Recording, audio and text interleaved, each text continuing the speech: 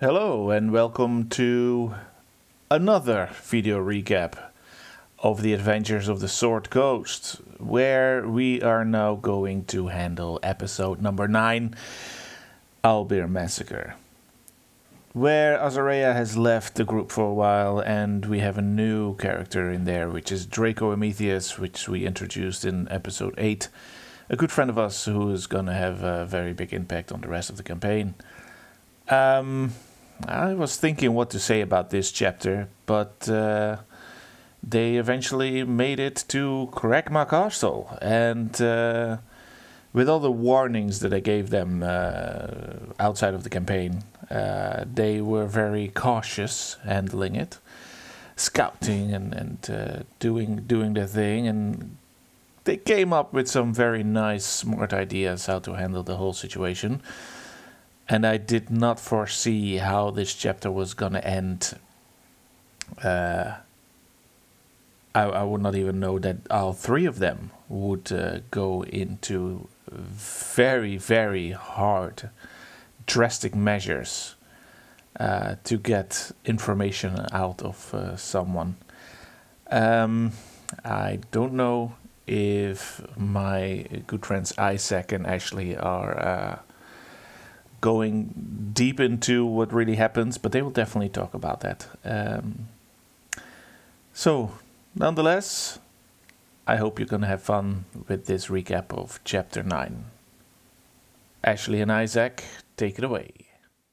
Ever had a plan, like a really simple task, just completely go sideways? That's kind of the vibe we're getting into today. Welcome to the deep dive. Today, we are digging into this YouTube transcript you sent us, Dan and Dragons, Chapter 09, Owlbear Massacre. Yeah, and it starts off pretty straightforward, tracking someone. Yeah. But it definitely doesn't stay simple. Right. So set the scene for us from the transcript. Who have we got? Okay, so we've got the main adventurers, Sephin, Deimos, and Draco, this dragonborn ranger who's joined them. And their cleric isn't there. No, Ara, the cleric, she went through a portal, said she'd be back, but for now, it's just the three of them. And they're trying to find Gundren Rockseeker. Okay, so they're tracking Gundren starting from the Cragmaw hideout they cleared earlier. Exactly. They pick up a trail heading north. Seems logical. Makes sense. Follow the tracks. Or here's the first snag. Draco, he's the ranger, good with nature stuff, right? He checks the tracks properly. Yeah. And it's not Gundren's trail. It's actually heading back towards the hideout. Plus, it's days old. Ugh. So wrong way entirely. Totally wrong way. And worse, the tracks show bigger things have been through ogres, bugbears, goblins, not just one dwarf. Okay, so that initial plan is out the window immediately. Good lesson there, huh? Don't just follow the first sign you see. Absolutely. So they have to rethink. They decide to push on into the Neverwinter woods anyway, hoping to pick up the real trail. And these woods sound pretty intense. Oh, yeah. The transcript says the trees are like a palisade, super dense, difficult to move through, easy to get lost.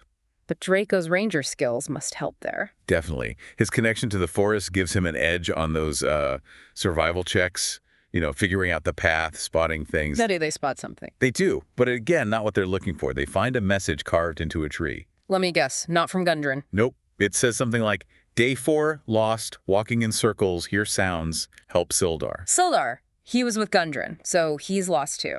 Looks like it. And worse, seems he went in completely the wrong direction compared to where they think Cragmaw Castle is. Okay, so now they have a choice, right? Keep going for the castle and the reward they were promised. The original mission. Or try and find Sildar, which is, the right thing to do, maybe another reward too. Exactly. It's that classic adventuring dilemma. Stick to the objective or deal with the unexpected. What do they decide? They decide to prioritize Cragmaw Castle.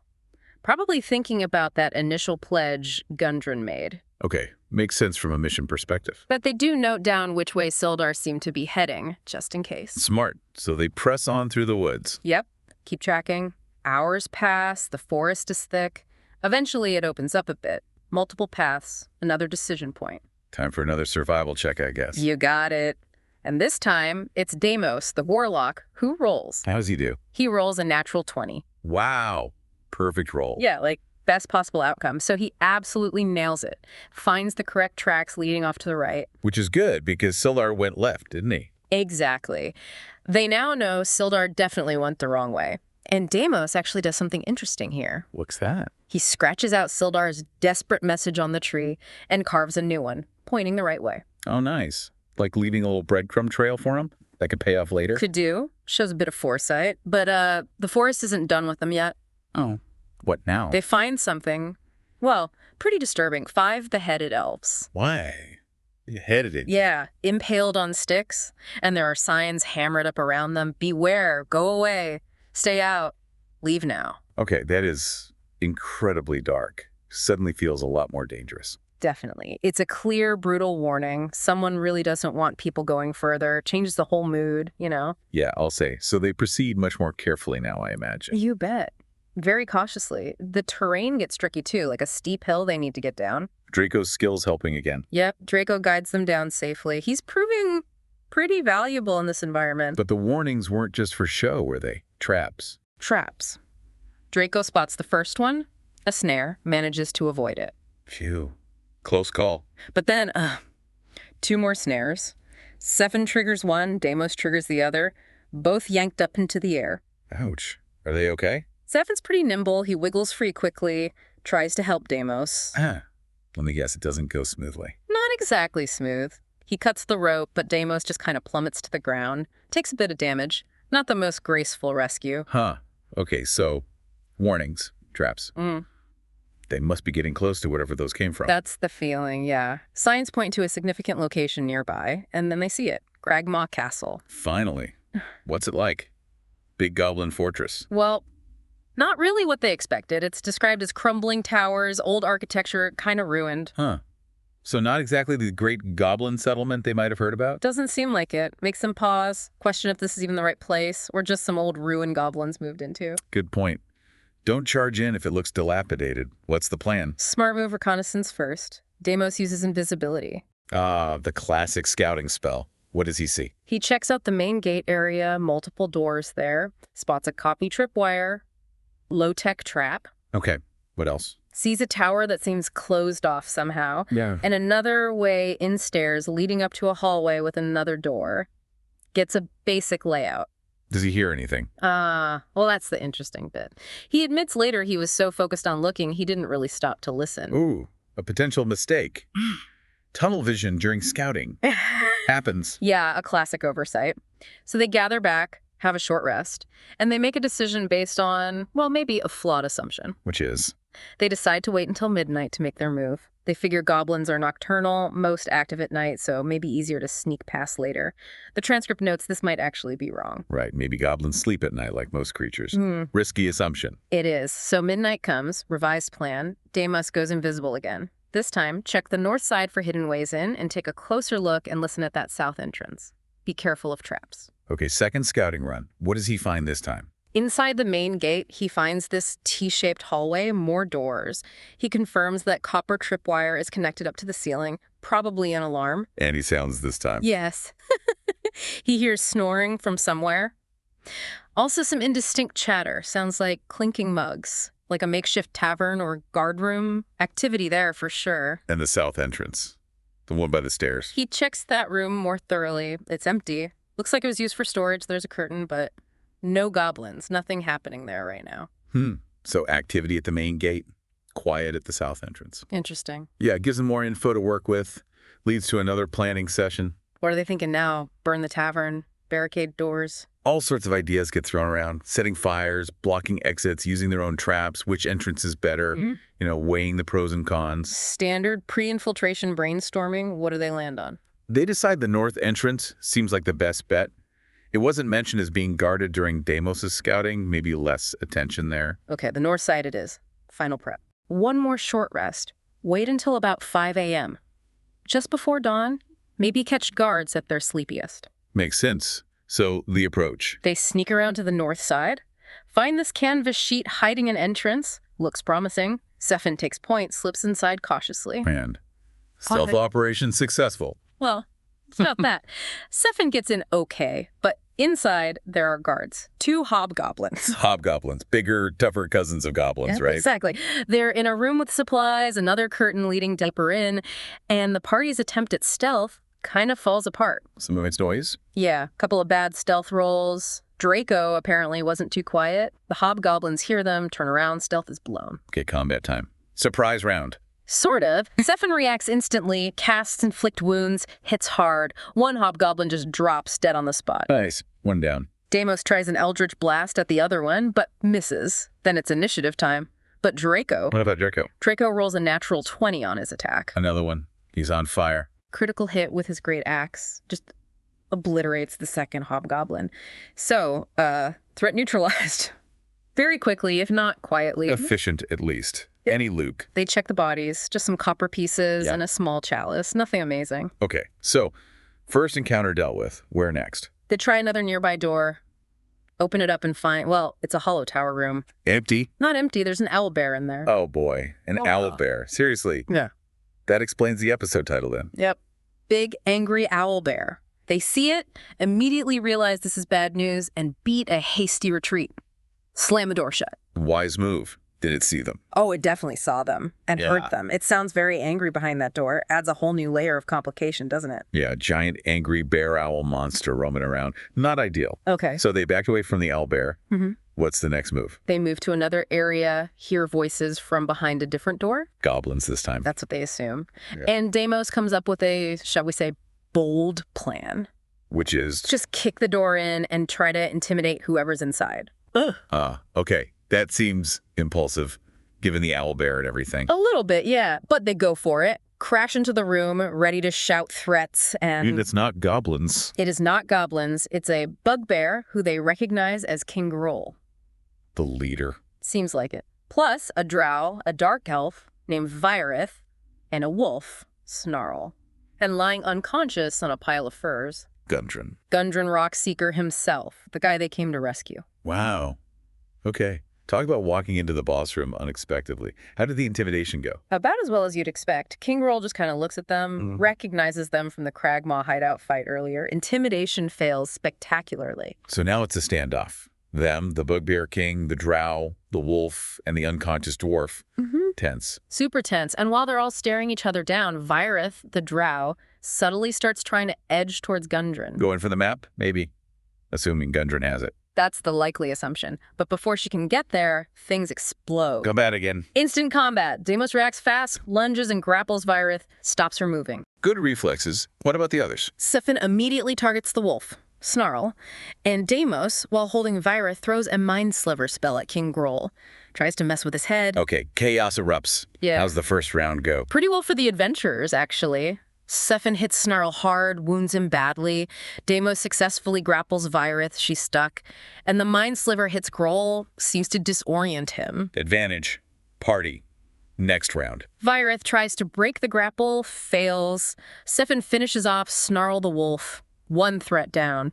Draco jumps in to help hold Virith, and Deimos hits King Groll with Hold Person. Hold person. Does it work? It works. King Groll is paralyzed, completely helpless. Whoa. That changes everything. What do they do with the paralyzed bugbear king? They don't take any chances. Trico steps up, hits him hard with his halberd, adds some fire damage for good measure. Then Deimos hits him with an eldritch blast. So, they take him out quickly. Very quickly. And brutally. King Groll is dealt with. Permanently. Right. Okay. So, enemies down except the grappled drow. Loot the king, find the map. They search King Groll, find about 9 gold pieces. But no map. Still no map. Where is it? What about the drow Virith? She's hogtied now. They try talking to her, interrogating her in Elvish. She just glares, doesn't say a word. They search her, search the room again. Nothing. Still no map. This map is proving seriously elusive. What now? Well, Gundren starts to wake up. Finally. What does he say? Does he know where the map is? He confirms he was captured. Virith was definitely after the map. He says King Groll bragged about hiding it somewhere safe. But Groll didn't have it. Any ideas where? Gundren has a suspicion. He thinks Groll might have hidden it with the owlbear. In the owlbear's nest. Why there? Gundren reckons Groll considered the owlbear's tower room like a protected vault. Nobody messes with an owlbear, right? So maybe he stashed it there. Okay. That's a plausible, if terrifying, theory. But first, did they find anything else in Groll's room? Actually, yeah. While searching the sleeping area where Gundren was, they find this stitched leather sack. Decent haul. Silver, electrum, that's like a silver-gold mix, regular gold pieces, a couple of healing potions, and A scroll. a scroll. Is this the map? Not exactly. It's got a riddle written on it. A riddle. Seriously. Read it out. Okay, it says, a place that once was tall and proud. It has the voice of the sky. Search for the guardian of the forest with scales of green and claws of steel. Yeah. And you will find what you seek. Okay. Cryptic. Tall and proud. Voice of the sky. Guardian. Does Gundren recognize this? He does. He confirms this riddle is the map to Wave Echo Cave, their main goal. Wow. So the map wasn't a map at all. It was a puzzle. Okay, they have the clue, but they still potentially have an owlbear guarding something. Or maybe just guarding its room. Right. And Gundren's theory is the map was hidden there. Kroll just took the riddle scroll with him. But they still need to deal with the owlbear if they want to be sure, or just clear the castle. What's the plan for the owlbear then? Fight it. They come up with something cleverer, use bait. They take the bodies of Snarl, the wolf, and the hobgoblins they killed earlier. Yeah, and plan to use them to lure the owlbear out of its tower room. How? Deimos goes invisible again, sneaks over, leaves a trail of meat scraps leading away from the tower towards a different area of the castle. Trying to guide it somewhere specific? Exactly. Meanwhile, Sephin is quickly trying to barricade other doors, trying to funnel the owlbear where they want it to go. Okay, setting the stage. Then what? Deimos uses a little magic trick, thaumaturgy, to open the owlbear's door from a distance without showing himself. Then he gets out of there fast and quiet. And does the owlbear take the bait? Oh, it seems like it. But what happens next is unexpected. They hear the owlbear roar, move out, and then suddenly sounds of a massive fight break out from another part of the castle. The owlbear fighting something else. Sounds like it. They hear hissing, screaming. Sounds like goblins joining in too. It seems the owlbear stumbled into another group of enemies within the castle. Total chaos. Wow. Okay, maybe the owlbear is doing their job for them, creating a diversion. Looks that way. And Deimos, ever the opportunist, uses the chaos. He slips into a tower room they couldn't access before. Finds more loot? Yep. More electrum, gold, more healing potions, and 2 really useful scrolls. Silence and Revivify. Revivify. That brings people back from the dead, right? Huge find. Massive. While he's doing that, he also spots 3 goblins, including maybe a leader who seemed to be outside the main brawl. What does he do? Takes them out. Uses a shatter spell, big boom of sound, eliminates all 3, grabs another valuable chalice from the leader. Okay, Deimos is racking up the kills and the treasure during this chaos. What about the others? They regroup. They have Gundren, they have the captured Drav Virith, and they have the riddle map. Sephin is apparently keen to go back in for more fighting and looting. Sounds like Sephin. Yeah, but the others decide, probably wisely, to retreat.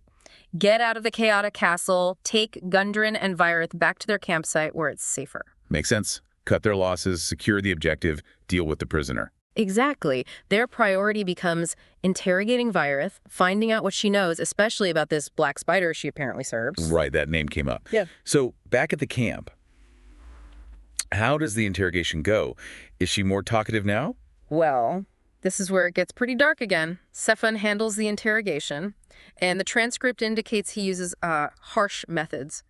Torture, threats. Ooh, really leans into it, huh? Seems so. And under duress, Virith breaks. What does she reveal? She confirms she works for someone called the Black Spider, and confirms that the Black Spider is very interested in Wave Echo Cave. That's the main goal. So the riddle map leads to something this black spider desperately wants, and Virith mentions his influence is widespread. Yeah, implies he's a bigger deal than just some local warlord, which leaves them right there at the campsite with this disturbing information and the unconscious Gundren. Wow, okay, quite the chapter. It really escalated from simple tracking. Didn't it just? From following tracks to fighting hobgoblins, dodging an owlbear, confronting a bugbear king and a drow, finding a riddle instead of a map, and then this grim interrogation revealing a shadowy main villain. Yeah, a real roller coaster. So, summing that all up for our listeners, this deep dive really showed how a seemingly straightforward mission can twist and turn unexpectedly. Absolutely. They faced misdirection, deadly traps, unexpected monsters, and the revelation that the map itself was a puzzle.